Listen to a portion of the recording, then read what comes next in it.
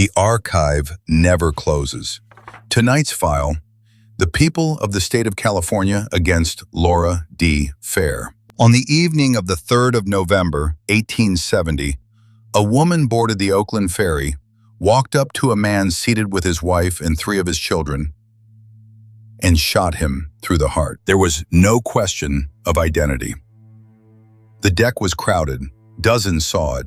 His family was close enough to touch him. She did not run. She did not deny it. She was tried, convicted, and sentenced to hang, and then she walked free. Same shooting, same witnesses, same woman. 2 juries, 18 months apart, looked at identical evidence and reached opposite conclusions. Counsel, nothing about the facts changed. Something else did. San Francisco, 1870. 20 years past the gold rush. A city of 150,000, rich, raw, and very interested in the private lives of its betters. The trial became the entertainment of the season. Tickets for the gallery were sold by court officers. Women attended in numbers that alarmed the newspapers, which printed lists of who had been seen there. The proceedings were telegraphed east each evening and reprinted in New York the following morning. Alexander Parker Crittenden, 53 years old, one of the most prominent attorneys on the Pacific Coast, a member of the state legislature. Married for 30 years, 14 children. Laura D. Fair, 33, born in Mississippi, raised in New Orleans, keeper of a boarding house in Virginia City, then San Francisco. By the time she met Crittenden, she had been married 4 times. 2 husbands had died. 1 had left, 1 she had divorced. Hold those 2 paragraphs side by side, counsel. Because the trial will hold them side by side, and it will treat one of them as a life and the other as a character. They met in 1863. The affair lasted 7 years. For 7 years, he told her that he would divorce his wife. He told her repeatedly and in writing. He did not do it. The letters are the part of this file I find hardest to read. 7 years of them. He explains patiently why this month is not the month. His wife is unwell. His practice is delicate. His children are young. The letters are affectionate and they are reasonable, and there are 7 years of them. Counsel, a man does not need to lie in any single letter to construct a lie out of 100. In the autumn of 1870, Crittenden's wife returned from the East. He met her steamer. Laura Fair learned that he had gone to meet it. The 3rd of November, the ferry El Capitan crossing from Oakland to San Francisco in the early dark. Crittenden is on the upper deck with his wife and 3 of his children. A veiled woman approaches. She says, and the witnesses agree on the words, "You have ruined me." And she fires once into his chest at arm's length. Crittenden lived 2 days. Laura Fair was arrested within minutes and did not resist. The pistol was in her muff.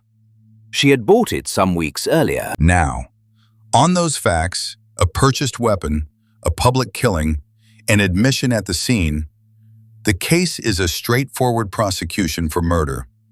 It should have taken a week. It took 2 trials and consumed the attention of the entire country. The first trial opened in the spring of 1871. And the prosecution made a choice, counsel, that I want you to watch carefully. It did not spend its strength on the shooting. The shooting was not in dispute.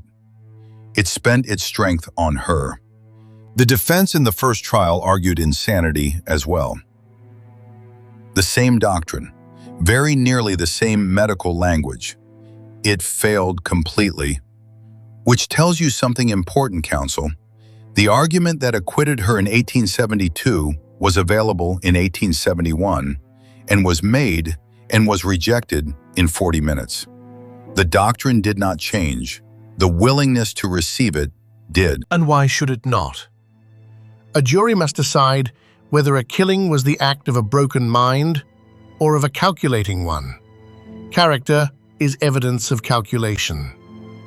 She bought the weapon. She carried it. She waited.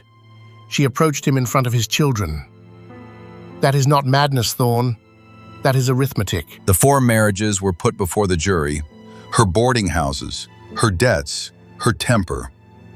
Every letter she had written him was read aloud in open court and printed in the newspapers the following morning for the entire coast to read.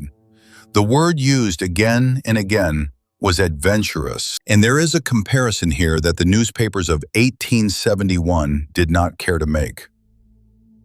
In this same century, in this same country, men killed their wives' lovers in public and were acquitted to applause. The press called it the unwritten law. Juries called it honor. Counsel, you and I have already read one such file, a man who fired 3 shots into a crowded theater and walked out of an asylum a hero. When a man kills for a betrayed bed, the law finds a doctrine to release him. When a woman does it, the law must first decide whether she was ever respectable enough to have been betrayed. The jury retired. It returned in 40 minutes with a verdict of murder in the 1st degree. On the 28th of July, 1871, Laura Fair was sentenced to be hanged, the first woman in the history of California to receive a sentence of death. 40 minutes. For a capital case that had run for weeks. Counsel, a jury that deliberates for 40 minutes is not weighing evidence. It is confirming something it brought into the room with it. Then you would have juries told nothing of the accused at all, Thorne. A woman who buys a pistol, carries it for weeks, and fires it at arm's length, has told us who she is by what she did. That is not prejudice. That is inference. The conviction was appealed. In 1872, the Supreme Court of California set the judgment aside and ordered that she be tried again. And so a second jury is impaneled, in the same city, on the same facts. The witnesses repeat what they said before. The pistol is produced again. Nothing in the evidence has moved. What has moved is the story the defense is telling about what kind of woman she is. In the first trial, she was an adventuress who killed a respectable man. In the second, she is something else entirely.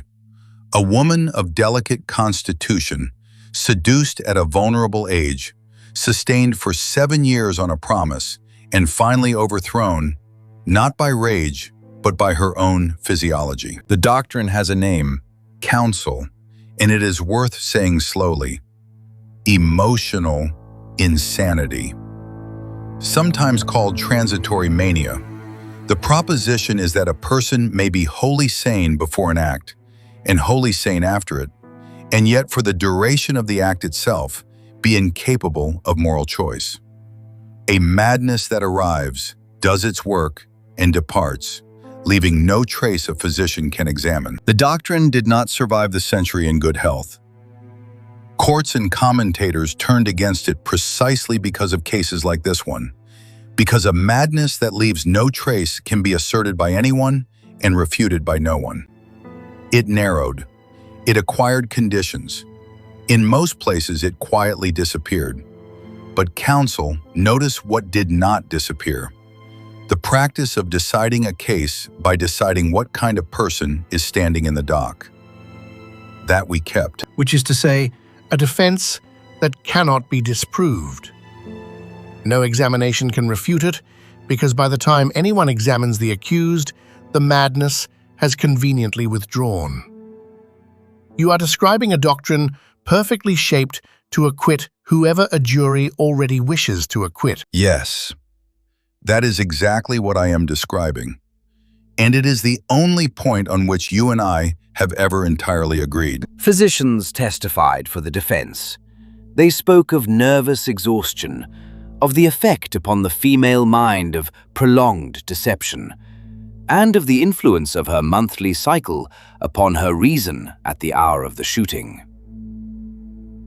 The testimony was received seriously and at length. I will not pretend that medicine is better served by that testimony than by the first jury's contempt. It was not science. It was the same assumption running the other way, that a woman's mind is governed by her body and therefore not fully her own. In the first trial, that assumption damned her. In the second, it saved her. Counsel, it was never a finding about Laura Fair. It was a finding about women. Counsel, the jury is back. September 1872. Not guilty. Laura Fair walks out of the courthouse a free woman into a crowd that had come to see her hang 18 months earlier. The verdict was denounced across the country. Newspapers that had called her an adventuress now called the jury cowards. She attempted to lecture on her own case and was driven from the stage. She lived another 47 years in San Francisco, largely alone, and died in 1919. And consider what the acquittal actually gave her. Her letters had been read aloud to a nation. Her marriages had been counted in print. Every intimacy of 7 years had been entered into the record and sold on street corners. She was not returned to her life. There was no life left to return to. The verdict released her body. It could not release her name. I have read this file more times than I can defend. And what stays with me is not the acquittal. It is that both juries were honest. 12 men in 1871 genuinely believed they were punishing a calculating woman. 12 men in 1872 genuinely believed they were sparing a broken one. Neither jury lied. They were simply handed two different women, and the evidence was never what decided which one they saw. That is the uncomfortable lesson of the gallery, counsel. We tell ourselves that a trial is a machine for finding facts.